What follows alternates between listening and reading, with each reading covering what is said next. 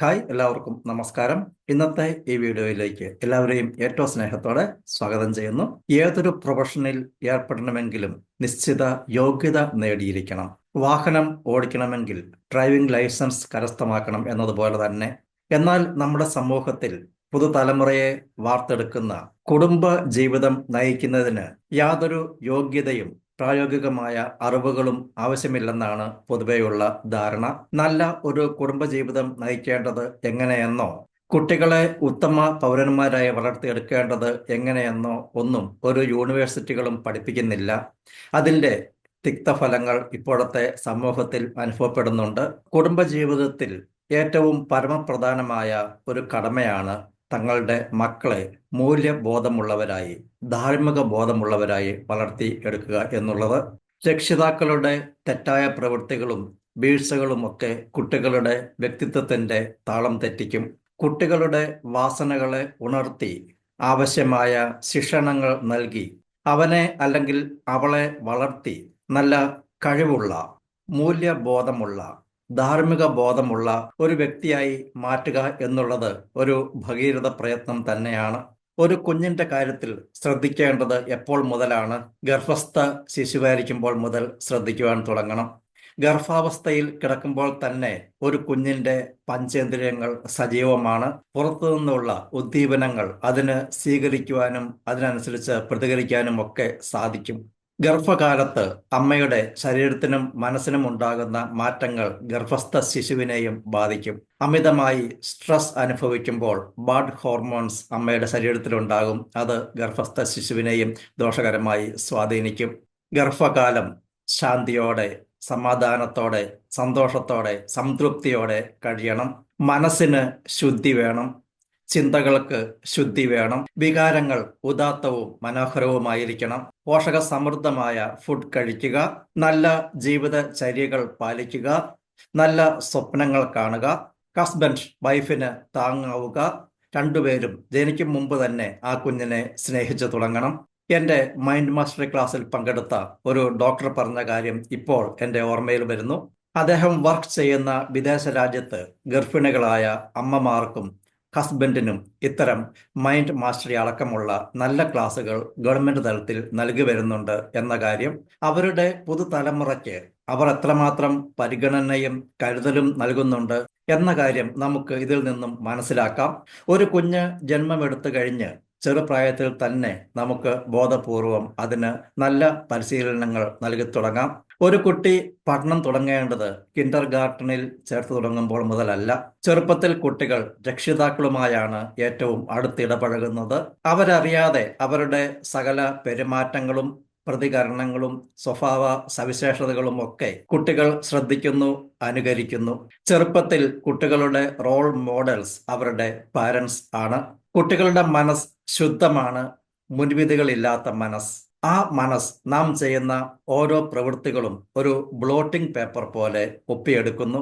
അതുകൊണ്ട് നമ്മുടെ സ്വഭാവത്തിൽ, സംസാരത്തിൽ, പെരുമാറ്റത്തിലൊക്കെ കുഞ്ഞുങ്ങൾക്ക് നല്ല ഒരു റോൾ മോഡലിംഗ് കൊടുക്കുവാൻ നമുക്കെല്ലാവർക്കും സാധിക്കണം. നമ്മുടെ സത്യസന്ധത, ആത്മാർത്ഥത, വിനയം, ധൈര്യം, മനോനിയന്ത്രണം, ആത്മവിശ്വാസം, പോസിറ്റിവിറ്റി, ശുഭാപ്തി വിശ്വാസം, ഉത്തരവാദിത്ത ബോധം തുടങ്ങിയവയൊക്കെ കുട്ടികളും അനുകരിക്കും, അവരും അവ സ്വന്തമാക്കും. നേരെ മറിച്ച് ഹസ്ബൻഡ് വൈഫ് റിലേഷൻഷിപ്പ് മോശമായ ഒരു ഫാമിലി, ഒരു ഡിസ്ഫങ്ഷണൽ ഫാമിലി, അവിടെ ജന്മമെടുക്കുന്ന കുട്ടികളുടെ വ്യക്തിത്വം വികലമാക്കുന്നതിനുള്ള അന്തരീക്ഷമാണ് സൃഷ്ടിച്ചു കൊടുത്തുകൊണ്ടിരിക്കുന്നത്.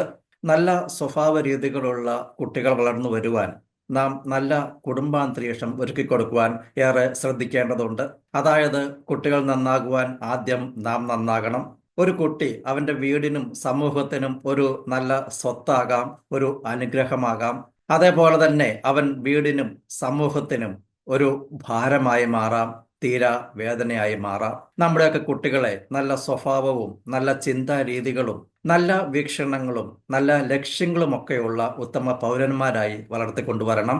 നമ്മുടെ ഇപ്പോഴത്തെ കാലഘട്ടത്തിൽ ജീവിതത്തിന് കൂടുതൽ തിരക്കും നല്ല പിരിമുറുക്കവും ഒക്കെ ഉണ്ടാകാറുണ്ട്.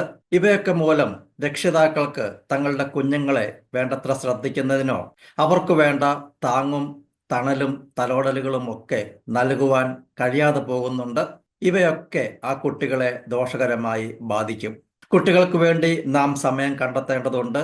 അവൻ അല്ലെങ്കിൽ അവൾ വളർന്നു വലുതായി കഴിയുമ്പോൾ ഇവയൊന്നും ചെയ്തിട്ട് യാതൊരു പ്രയോജനവും ഉണ്ടാകാൻ പോകുന്നില്ല. അടയ്ക്കയാണെങ്കിൽ മടിയിൽ വയ്ക്കാം, അടയ്ക്ക മരമാകുമ്പോൾ മടിയിൽ വയ്ക്കുവാൻ സാധിക്കില്ല എന്നുള്ള പഴഞ്ചൊല്ല് നാം ഒക്കെ കേട്ടിട്ടുണ്ടല്ലോ. കുട്ടികളുടെ സ്വഭാവ രൂപീകരണത്തിൽ മാതാപിതാക്കൾ ചെറുപ്പത്തിൽ തന്നെ ഏറെ ശ്രദ്ധിക്കേണ്ടതുണ്ട്. നല്ല മൂല്യബോധവും ധാർമ്മിക ബോധവും നന്നേ ചെറുപ്പത്തിൽ തന്നെ കുട്ടികളുടെ മനസ്സിൽ സ്ഥാനം പിടിക്കുവാൻ മാതാപിതാക്കൾ ശ്രദ്ധിക്കണം. കുട്ടികൾ തെറ്റുകൾ ചെയ്താൽ അത് ചെറുതായാലും വലുതായാലും അവരെ ഒരിക്കലും ന്യായീകരിക്കുവാൻ പാടില്ല. കുട്ടികൾ തെറ്റുകൾ ചെയ്യുമ്പോൾ അവർക്ക് നല്ല കാര്യങ്ങൾ പറഞ്ഞു കൊടുക്കാതെ അവരെ ന്യായീകരിക്കുന്ന രക്ഷിതാക്കൾ സാമൂഹ്യ വിരുദ്ധരായി, ഒരു പക്ഷേ കുറ്റവാളികളായി, സമൂഹത്തിന് ഭീഷണിയായി തങ്ങളുടെ കുട്ടികൾ വളർന്നു വരുവാൻ അവർക്ക് ഒത്താശ ചെയ്യുകയാണ് എന്നുള്ള കാര്യം എല്ലായ്പ്പോഴും രക്ഷിതാക്കളുടെ മനസ്സിൽ ഉണ്ടായിരിക്കണം.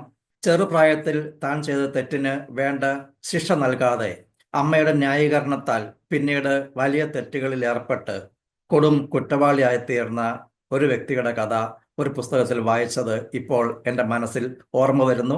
അയാൾ ഓർമ്മിക്കുകയാണ്, താൻ കുഞ്ഞായിരുന്നപ്പോൾ ചെയ്ത തെറ്റിന് അമ്മ തന്നെ അന്ന് ശിക്ഷിച്ചിരുന്നെങ്കിൽ, അത് തെറ്റാണെന്ന് തനിക്ക് മനസ്സിലാക്കി തന്നിരുന്നുവെങ്കിൽ താൻ ഇങ്ങനെ ഒരു കൊടും കുറ്റവാളി ആയിത്തീരുകയില്ലായിരുന്നുവെന്ന്. ഇവയെല്ലാം ഓർമ്മയിൽ സൂക്ഷിച്ചുകൊണ്ട് നമുക്ക് കുട്ടികളുടെ മൂല്യബോധനത്തിൽ, ധാർമ്മിക ബോധനത്തിൽ ഏറെ ശ്രദ്ധ വയ്ക്കാം.